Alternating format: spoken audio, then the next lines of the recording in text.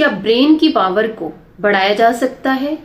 जैसे आप अपने बॉडी के दूसरे पार्ट्स को इनहेंस करते हैं, जैसे किसी को डोले बनाने का शौक होता है, किसी को अपनी फिटनेस का होता है कि हाँ वो पूरा फिट रहे, तो जैसे आप अपने बॉडी के दूसरे पार्ट्स को इम्प्रूव करते हैं, ठीक वैसे ही आप अपने ब्रेन की पावर को भी बढ़ा सकते हैं।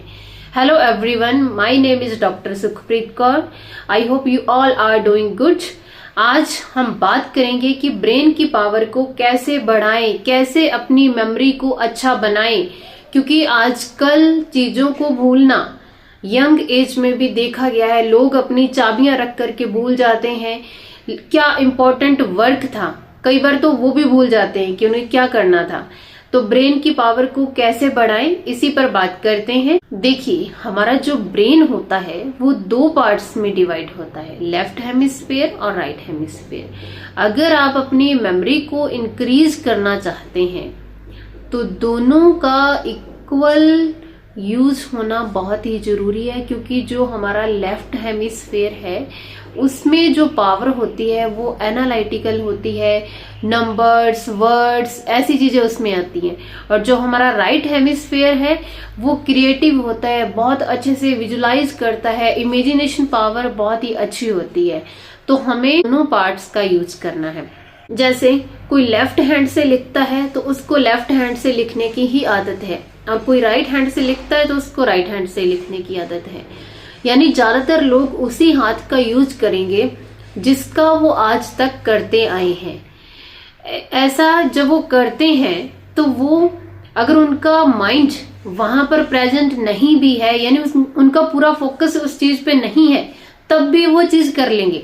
जैसे मानो अगर आप खाना खा रहे हैं, खाना खाते टाइम आपका पूरा ध्यान मोबाइल में है, लेकिन आप खाना खा रहे हैं, आप राइट हैंड से खाना खा रहे हैं क्योंकि आपको हैबिट पड़ी हुई है, आप बचपन से लेकर के अब तक इसी हाथ का इस्तेमाल कर रहे हैं।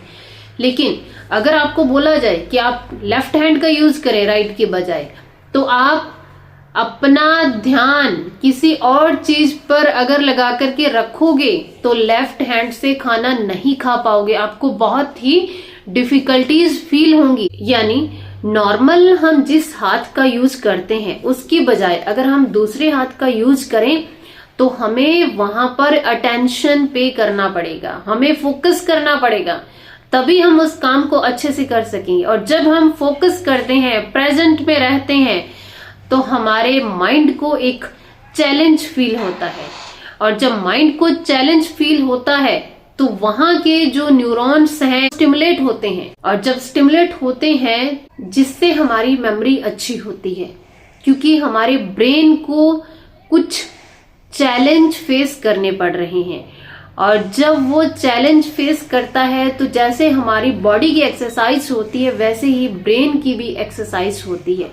इसके अलावा आप क्या करें, आप कोई न्यूज़पेपर लें या कोई बुक लें, जैसे हम सीधा पढ़ते हैं, है ना, सीधा पढ़ते तो हम फटाफट से पढ़ लेते हैं, कुछ भी हमें ज्यादा कुछ करने की जरूरत ही नहीं पड़ती, हम बस 1 मिनट में पूरे का पूरा पेज कवर कर देते हैं। वहीं पर अगर आप न्यूज़पेपर को उल्टा करके रीड करेंगे और दाएं से बाएं की ओर रीड करेंगे, जैसे नॉर्मल हम क्या करते हैं, बाएं से दाएं की ओर पढ़ते हैं और फटाफट पढ़ लेते हैं, लेकिन वहीं पर अगर आप न्यूज़पेपर को उल्टा कर देंगे और दाएं से बाएं की ओर पढ़ेंगे तो आपको फोकस करना पड़ेगा, वहां पर आपको अपनी अटेंशन पे करनी पड़ेगी, तभी आप अच्छे से रीड कर पाएंगे।